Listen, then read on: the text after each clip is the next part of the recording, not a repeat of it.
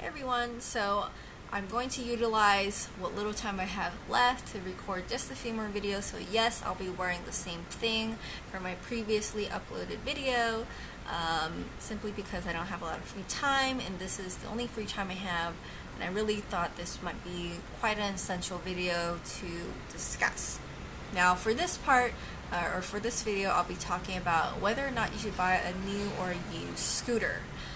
And in my next few videos, I'll probably be talking about some driving tips that I've noticed while I've driven here for over half a year now in, I would say, a pretty busy city. It's not as busy as Taipei, but Hsinchu is still quite crowded. And also I've driven along the countryside as well. Either way, for both of these places, I've had some experience. But first, for today, I want to talk about whether or not you should buy a new or used scooter and some things you should be aware of. Now, when it comes to, of course, how long you're going to stay, obviously if you're not planning to stay for a very long time, then you're going to, of course, go for a used scooter. That being said, you should really ask around for a reputable place that you can trust by asking someone that you personally trust or know. Now for me, when I first moved to the city, I didn't know anybody, and I couldn't ask anybody, so I learned the hard way that some places are a little bit shady.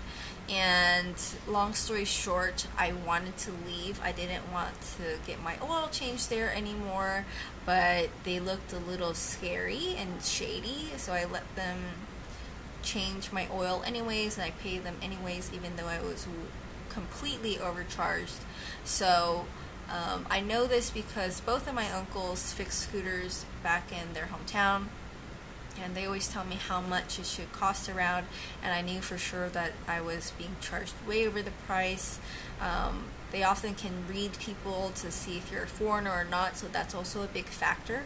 So you want to go ask, your friend or somebody that you know what's a reputable place to go for routine checkups and things like that. And even more so when you're deciding to buy a used scooter. Sometimes they won't be very honest about what are some of the problems, or they might sell you it for a price that's way over what it really should be. So therefore, finding a reputable place is the #1 priority. Secondly, if you are deciding to buy a used scooter, is that with a used scooter, most of the times what I look for is whether or not the compartment, the place where you put your helmet and things like that, is large enough. Oftentimes, older models that people are willing to sell have very tiny compartments. And I learned that the hard way with my first scooter that I bought was secondhand. It was a great scooter by Yamaha, but I just didn't like it because, as you know, I teach in Taiwan and I have lots of textbooks. And I have to carry them all day, etc. And I live by myself, so I don't have anybody to help buy groceries with me. I don't have a car or anything, so I must squeeze everything on my scooter. Now, because my compartment was so tiny, it barely fit my 3/4 helmet, was that it was just way too small. So when it started to show some problems, I decided to buy a new scooter for that reason, because newer models now are typically built with bigger compartments. So with my new scooter, it can fit basically two big textbooks, like testing textbooks, and it could fit my helmet just fine. It could fit my raincoat. With my old one, with my raincoat and my helmet, I felt like I was about to crush my helmet every time. So for me, looking at the compartment is just as important as the other specs, like the engine, things like that. Now, of course, there's different sizes. It goes by cc. I'm sure those of you who know what bikes are, you know what these are. But for those of you who have never really been into this sort of motorbike or scooter culture, 100cc is pretty much the standard now. Some people will say you can get a 50cc. 50cc is now sort of being run out of the mill, and they're no longer producing these because they're not that safe. You only find these in really countryside places where they're like over 10 years old or something, but they're no longer in manufacturing quite typically. And so about 100 cc is the smallest one. So for petite women like me, 100 cc is quite good. Mine is 110 cc. Now, simply because I'm quite short, I'm 4'9", is that oftentimes you can't reach, okay? So you can consider asking if you really like a model that is a little taller for you, and it depends on the seat cushion, is you can ask the person selling you to sort of shave off the front of the cushion. Now my uncle did this for me, and my feet reach better on the ground. That being said, if you do decide to shave off part of the cushion, you have to realize you're not going to have as much padding, and in the long run, the more you sit on it, it's going to get flatter. So mine has gotten a lot flatter, and it's not as comfortable as before. That's the drawback. But for safety purposes, I would rather be safe than have a very cushy cushion. So for my short girls out there, or my short guys out there, it's not a bad thing to consider, is, you know, ask them to shave off sort of just a little bit in the front of the seats. If it's too wide or too tall for you, you can ask them to do that for you so that you can actually touch the floor. Mine is actually 110 cc, so a little bit taller than the typical 100 cc scooters. So it is possible, like I said, to just shave off a little bit and you could reach the floor. Another thing is, as well, is maintenance and all of these things. You, of course, want to find a reputable place. And the last thing I want to mention about us also purchasing is the size, of course. Now, some people I know love the look of motorcycles, but in reality, it is quite difficult sometimes to park your vehicle. So you want to sort of scope the area you plan on teaching at, or the city you're planning to teach at. For example, Taipei, I rarely see motorcycles sometimes, simply because it's so big and difficult to park. And oftentimes, for those of you who really love motorcycles, you likely really cherish and take care of your motorcycle. But oftentimes people who drive up right next to you drive this little bucket, and it's really old, and they don't care that their scooter gets messed up. So they just drive right in and scratch up the entire side of your scooter. It's happened to me.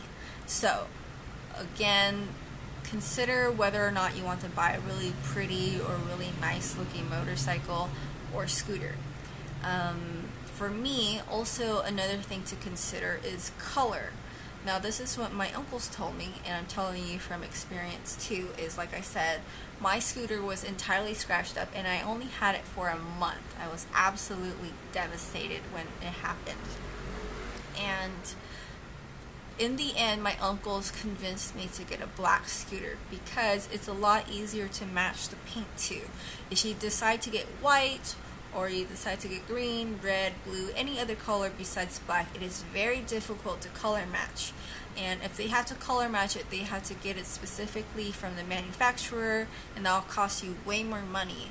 Whereas with the black one, he basically gave me this bottle, you just pour it on a rag and you kind of fill in the space, and you really can't tell when it comes to like a smaller scratch or a surface scratch. So something to consider is color, like I said, especially if you're deciding to buy new.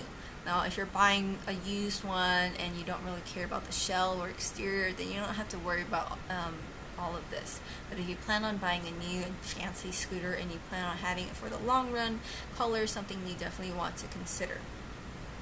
And of course, the next thing is the helmet. Now, some people will sell you a half helmet. They sort of look like the military helmets. Not a very safe helmet to get, and I believe they're slowly weeding these out from being sold or being manufactured, simply because they are highly, highly unsafe. You can imagine when you kind of tilt your head back, or you might fall backwards, it's not really going to protect your head.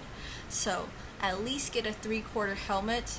If you don't like feeling that stuffy helmet where it's completely engulfing your head, which is good, you can get a 3/4 helmet, which kind of just comes to the front of your face, and the front portion is still open, so you won't feel too stuffy. And I know for most women, they like this because they won't mess up their hair, things like that. Or for guys and girls, you won't feel as sweaty. But like I said, of course it's best to get a full helmet that will truly protect your head completely. Some of them now have vents and little holes for your head to breathe, so that's quite nice. Of course they run you a lot more money in comparison, whereas the 3/4 helmet is going to cost you a lot less. Now I believe that is it when it comes to purchasing. Last thing I do want to mention is to notice if you are buying a secondhand scooter is whether or not it is producing a lot of black smoke, okay? Because some places, if you go to a reputable place, they won't sell you these scooters, but some shady places might, and they might take advantage that you don't know about this, is that some police officers or some, if you go to a different place to fix up your scooter, if it's producing too much black smoke, they'll tell you to fix it and they'll run you a lot of money, or you might just decide to sell it and trade it in for a new scooter. So that being said, hopefully that was very helpful. Probably in my next video, when I find time, I will decide to probably make a video on some driving tips that I've noticed while I've driven here for over half a year, both countryside and in the city. And let's see, also some other things. No, I believe that is it. Let me know if you have any questions down below. Just leave them down below. I'll try to get back to you as soon as possible. And if you have any ideas for videos, or if you want any tips on living here, etc., please leave them down below as well. Leave a like if this was helpful to you. And also let me know if maybe you want me to review some companies here in Asia. I'm thinking about reviewing some skincare and some other random companies in Asia, or that you can buy here in Taiwan. So let me know if you will like all of these. Leave them down again in the comments below. Otherwise, have a good day. Bye.